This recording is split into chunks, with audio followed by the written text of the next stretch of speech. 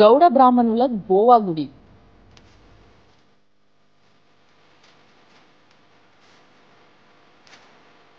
ఈ గుడి గురించి అసలు నేను చెప్పడం కాదు, 21,000 మంది రివ్యూలు ఇచ్చింది.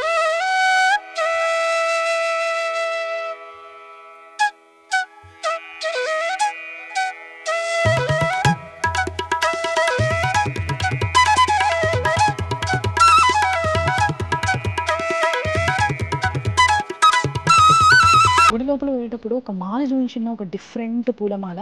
ఆ డిఫరెంట్ పూలమాలని మనందరి తరఫున దేవుడికి నేను సమర్పించిన.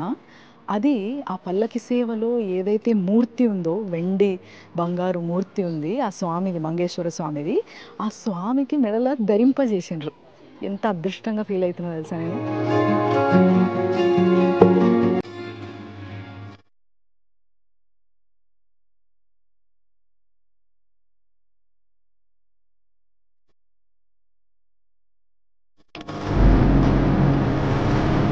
నమస్తే, నమో నమః, అ సోల్ఫుల్ జర్నీ. ఈరోజు మనము గోవాలో పాండాల ఒక గుడి ఉందంట.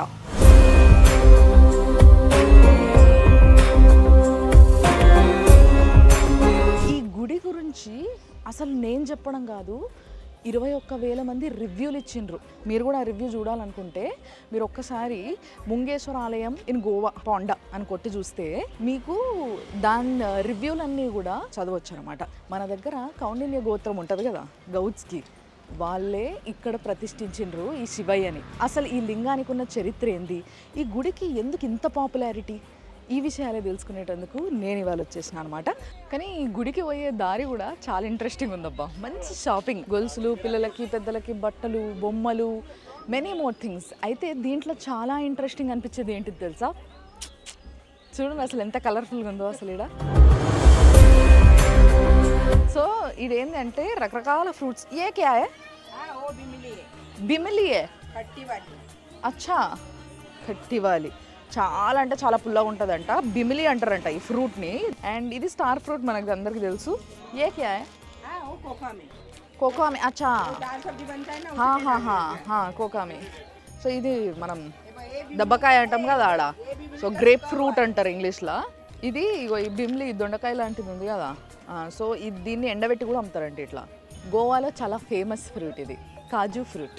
Yes, cashew fruit. ఇది కింద కాజు కనిపిస్తుంది కదా, దీని నుంచే ఇక్కడ ఫెనీ తయారవుతుంది. ఫెనీ తెలుసు కదా, ఇట్స్ కైండ్ ఆఫ్ ఆల్కహాల్. మొత్తం మీద పోయేదారులను వచ్చేదారులను మంచి ఇట్లా అన్ని రకాల ఫ్రూట్స్ తినొచ్చు అనమాట. చూడండి ఎంత మంచి కలర్ఫుల్గా ఉందో. మంచి ఆకులు అన్నీ కట్ చేసి ముక్కలు ముక్కలు పెట్టించారు. ఇదేమో ఫస్ట్ మనం క్యాషూ ఫ్రూట్ చూపించిన కదా అది.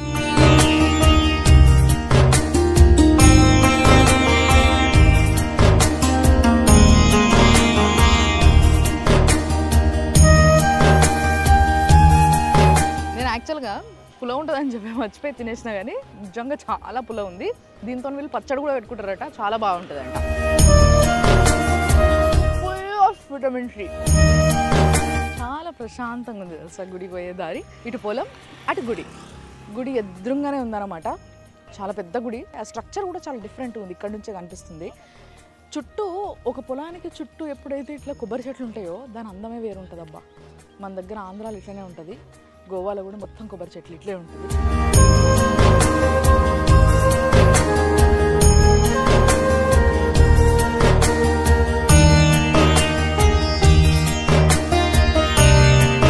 బకోలికా అని చెప్తున్నారు ఈ పువ్వు పేరు. సో దీనికి ఏంటంటే స్పెషాలిటీ తెలుసా, చాలా విచిత్రంగా ఉంది ఫస్ట్ ఆఫ్ ఆల్. అండ్ దీంట్లో దారం లేదు, దారం లేకుండానే మాల అయింది. ఇదిగో ఇప్పుడు ఆమె ముడేయమంటే కూడా ఈ రెండింటికి కలిపి ఇట్లా ముడేసి ఇచ్చింది. దీనిదే తీగ ఉంది చూసారా, ఈ తీగతోనే మాలకి ఇట్లా ఒక దగ్గర ముడేసి ఇచ్చింది. సో ఈ మాల ఇక్కడ స్వామికి బాగా తీసుకుపోతారంట ఎక్కియడానికి. సో ఇట్లా గుడి దగ్గర ఇవన్నీ పూలు తీసుకొని మనం గుడికి పోతున్నాం.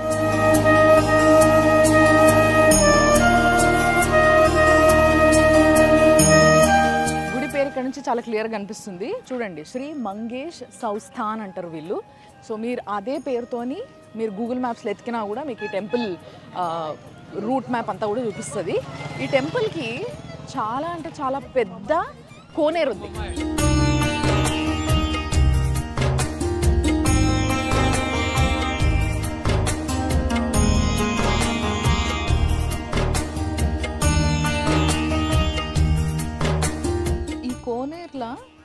ఒక మంచి స్పెషాలిటీ ఉంది చూడండి. మీకు మొత్తం అక్కడ ఇట్లా గూళ్ళలాగా కనిపిస్తున్నాయి కదా. సో బేసిక్గా ఈ కోనర్ ఎప్పుడూ ఓపెన్ చేయరంట. ఓన్లీ ఎప్పుడైతే స్వామివారికి నౌక సేవ అట్లాంటివి సేవలు ఉన్నప్పుడు మాత్రమే దీన్ని ఓపెన్ చేయడం జరుగుతుంది. మొత్తం కోనేరు చుట్టుముట్టు కూడా చాలా మంచిగా కట్టిర్రు. అండ్ చిన్న చిన్న గూళ్ళలాగా కట్టిర్రు చూసారా. అక్కడంతా కూడా ఏవైతే జ్యోతిర్లింగాలు ఉన్నాయో 12 జ్యోతిర్లింగాలని అక్కడ ఏ విధంగా ఆ షేప్ ఉంటుంది, ఏ విధంగా ఉంటుందో అక్కడక్కడ లింగము అవన్నీ కూడా అదే విధంగా పెట్టి ప్రతిష్ఠించి పూజలు చేస్తారన్నట్టు. సో అన్ని జ్యోతిర్లింగాలు ఉన్నాయి. కేదారేశ్వర్ ఉంది, తర్వాత మన ఉజ్జయిన్ మహంకాళేశ్వర్ ఉంది, భీమేశ్వర్ ఉంది, నాగేశ్వర్ ఉంది, రామేశ్వర్ ఉంది, అన్నీ ఉన్నాయి.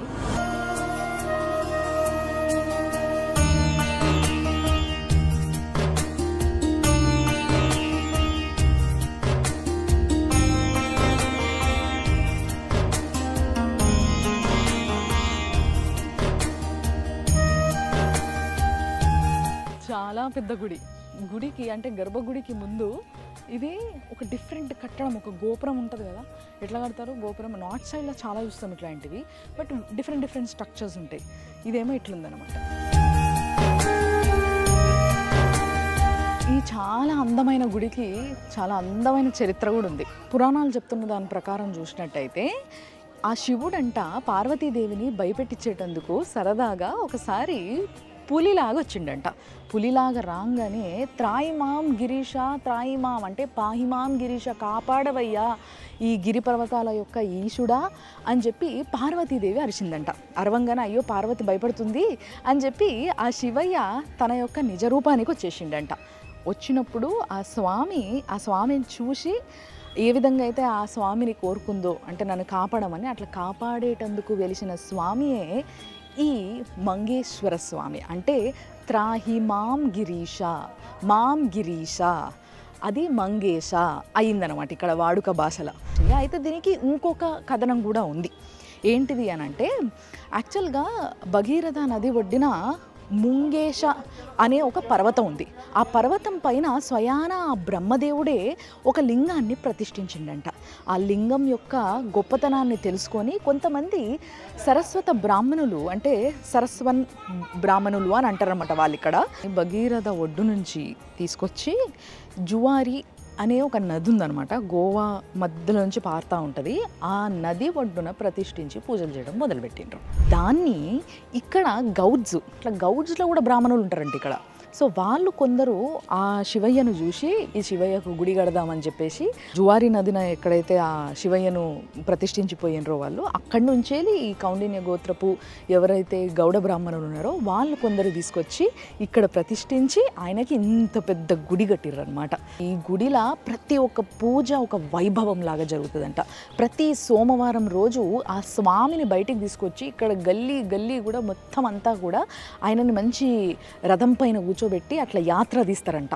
మధ్యాహ్నం వేళ హారతులు కానీ, షోడోపచార పూజలు కానీ, పంచోపచార పూజలు కానీ అన్నీ ప్రతి ఒక్క పూజ చాలా అంటే చాలా నిండుగా చేస్తారంట ఇక్కడ. శివరాత్రి వచ్చిందంటే చెప్పొద్దు, అసలు మొత్తం గుడి మొత్తం జనాలు నిండిపోతారంట. సో అంత అద్భుతమైన గుడి ఇది, అంత అద్భుతమైన చరిత్ర ఉన్న టెంపుల్ ఇది. కాబట్టి ఈసారి మీరు కూడా గోవాకు వచ్చినప్పుడు పాండాలు ఉన్న ఈ మంగేశ్వర ఆలయానికి తప్పకుండా రండి.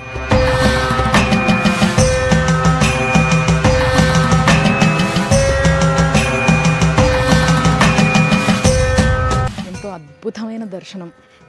ఈరోజు పల్లకి సేవ ఉందంట. మనందరి అదృష్టం ఏంటంటే ప్రస్తుతానికి టైం 7 అవుతుంది, కానీ 9 గంటలకు మొదలు పెడతారంట. సో 9 గంటలకు మీ అందరికీ పల్లకి సేవ చూపించేటందుకు నేను ఇక్కడనే ఉంటా. అయితే మన అదృష్టం ఏంది అంటే ఇంకొకటి, నేను గుడి లోపల పోయేటప్పుడు ఒక మాల చూపించిన, ఒక డిఫరెంట్ పూలమాల. ఆ డిఫరెంట్ పూలమాలని మనందరి తరఫున దేవుడికి నేను సమర్పించిన. అది ఆ పల్లకి సేవలో ఏదైతే మూర్తి ఉందో, వెండి బంగారు మూర్తి ఉంది ఆ స్వామిది, మంగేశ్వర స్వామిది, ఆ స్వామికి మెడలో ధరింపజేసినారు. ఎంత అదృష్టంగా ఫీల్ అవుతున్నా తెలుసా నేను. మనందరి తరఫున ఇది, ఓన్లీ నా తరఫున కాదు. 9 o'clock వరకు మనం వెయిట్ చేస్తే పల్లకి సేవ బయటకు వస్తుంది. అప్పుడు నేను మీకు స్వామిని కల్లారా చూపిస్తాను.